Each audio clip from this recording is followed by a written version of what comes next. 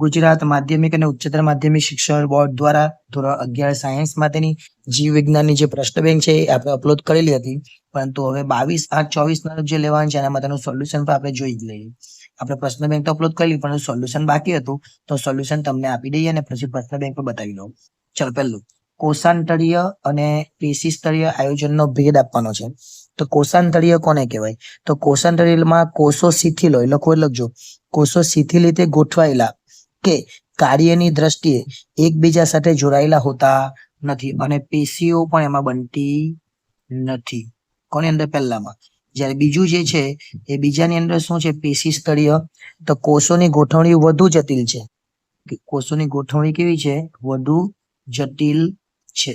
અને સમાન કાર્ય ધરાવતા કોષો ભેગા મળીને પેશી બનાવે. હવે બંનેના એક એક ઉદાહરણ જોઈ લે. જે પહેલું છે એનું ઉદાહરણ શું આવશે? સછિદ્ર સમુદાયના પ્રાણીઓ એટલે કે વાદળી, બરાબર. અને પેશી સ્તરીયની અંદર શું આવશે? તો કોષાંતરી પ્રાણીઓ એટલે કોણ? હાઇડ્રા અને જેલીફિશ. જે હાઇડ્રા છે એ, અને બીજું આવશે જેલીફિશ. ઓકે, ચલો આગળ. હવે જોડકા જોડો. જોડકા જોડમાં પહેલું જ છે આપણને દેહકોષ્ઠી. દેહકોષ્ઠી એટલે શું? તો દેહકોષ્ઠીનો જવાબ આવશે નુપુરક. આ નુપુરક છે એ દેહકોષ્ઠીનો જવાબ આવશે. ત્યાર પછી ફૂટ દેહકોષ્ઠી. આ જે કૂટ દેહકોષ્ઠી છે એનો જવાબ આવશે સૂત્રકૃમિ. શું આવશે? સૂત્રકૃમિ. અને અદેહ કોષ્ઠી. અદેહ કોષ્ઠીનો જવાબ આવશે પુઠુકૃમિ. આગળ, કયા પ્રાણીમાં સમખંડતા જોવા મળે છે? કયા પ્રાણીમાં? તો જવાબ આવશે અણસિયું. વાદળીમાં ખાલી જગ્યા દ્વારા પાણી શરીરની બહાર નિકાલ પામે છે. તો એનો જવાબ આવશે આસ્યક અથવા આયસ્ક.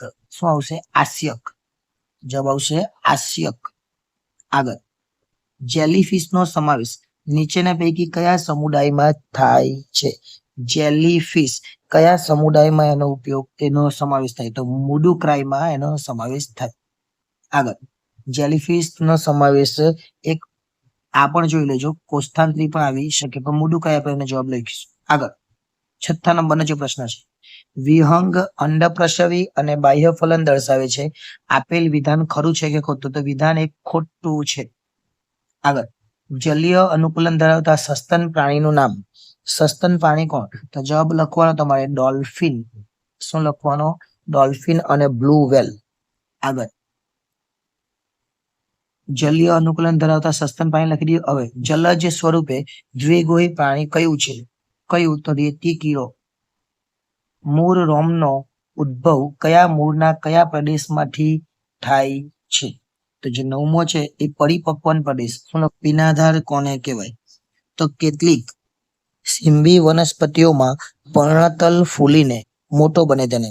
કેટલીક સિંબી વનસ્પતિ આવે એમાં પર્ણતલ ફૂલીને મોટો બને તેને શું કહેવાય? એને પીનાધાર કહેવાય. તો તમે લખી રાખજો, હું બોલું છું એ.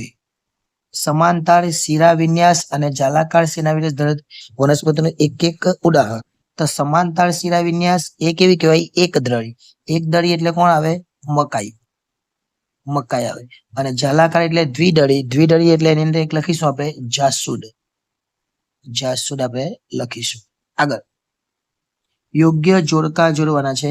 યોગ્ય જોડકાની અંદર આપણે પહેલા જોઈએ એકાંતરિત પર્ણવિન્યાસ. એકાંતરિત પર્ણવિન્યાસનો જવાબ શું આવશે? જાસૂદ. ત્યાર પછી સન્મુખ પર્ણવિન્યાસ. સન્મુખ પર્ણવિન્યાસનો જવાબ શું આવશે? જે સન્મુખ પર્ણવિન્યાસ એનો જવાબ આવશે આંકડો. અને ભ્રમી રૂપ પર્ણવિન્યાસ એટલે સપ્તપર્ણી. ત્યાર પછી 14 નંબરનો પ્રશ્ન 13. ખાલી જગ્યાએ પુષ્પનું સૌથી બહારનું ચક્ર છે વજુ ચક્ર અથવા વજ્ર ચક્ર. દલપત્રોનું કાર્ય જણાવો. દલપત્ર શું કાર્ય કરે? તો દલપત્રો સામાન્ય રીતે પરાગનયન માટે કીટકોને આકર્ષવા તેજસ્વી કે આકર્ષક રંગના બનાવે છે અથવા આકર્ષક રંગના હોય છે. આપણે લખીશું. આગળ, ત્યાર પછી 15 નંબરનો પ્રશ્ન, નિયમિત અને ઉભયલિંગી પુષ્પની સંજ્ઞા. આ જે નિયમિત છે એને તમારે આપણે ગોળ પાડવાનું અને આ રીતના લખી દેવાનું. આ નિયમિત. ત્યાર પછી ઉભયલિંગી છે એ ઉભયલિંગીની અંદર ગોળ પાડવાનું, નીચે ટી પાડવાનો અને આ રીતના પણ લખી દેવાનું. આ એનું સંજ્ઞા છે. શાક્ય અને કાસ્થ્ય વચ્ચેનો ભેદ તમારે જોઈ લેવાનો. 17 નંબરનો પ્રશ્ન, અને નીચે પૈકી કઈ વનસ્પતિનો સમાવેશ સોલેનેસી કુળમાં થતો નથી? તો ડુંગળી. વનસ્પતિ પેશીતંત્રના મુખ્ય પ્રકારો. વનસ્પતિ પેશીતંત્રના 3 પ્રકાર છે. કયા કયા? એક તો અઢીસ્તરીય પેશીતંત્ર, બીજું આધારોતક પેશીતંત્ર અને ત્રીજું વાહક પેશીતંત્ર. આગળ 19 નંબરનો, વાયુરંધ્રનું કાર્ય. વાયુરંધ્ર બાષ્પોત્સર્જન અને વાયુઓની આપલે જેવી ક્રિયાઓનું નિયમન કરે છે. ત્યાર પછી 20 નંબરનો પ્રશ્ન, પર્ણમાં આધારોતક પેશી હરિતકણો ધરાવે છે, જેને શું કહેવાય? જવાબ શું આવશે? મધ્ય પર્ણ પેશી.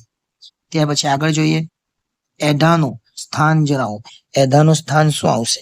તો દ્વિદળી વનસ્પતિઓના પ્રકાંડમાં જલવાહક અને અન્નવાહક પેશીઓની વચ્ચે એઢા હાજર હોય છે. 22 નંબર, સ્થાન અને કાર્ય જણાવો. કાંજીસ્તર. કાંજીસ્તરનું સ્થાન અને કાર્ય.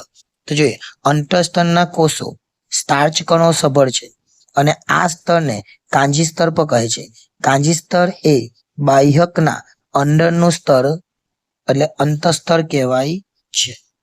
આગળ, ત્યાર પછી ખાલી જગ્યા તરુણ પ્રકાંડને યાંત્રિક મજબૂતાઈ પૂરી પાડે છે. તેનો જવાબ આવશે અંતઃસ્તર. શું આવશે? અંતઃસ્તર. એટલે સી આપણો જવાબ આવશે. 24 નંબર, સમદ્વિપાર્શ્વપર્ણ કયું છે?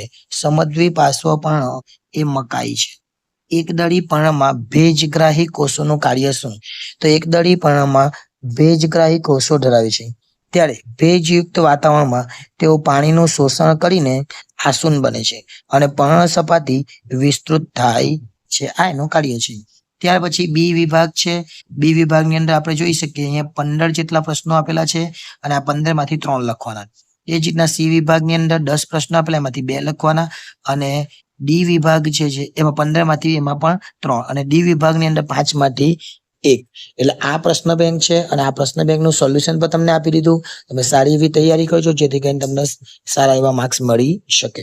આભાર.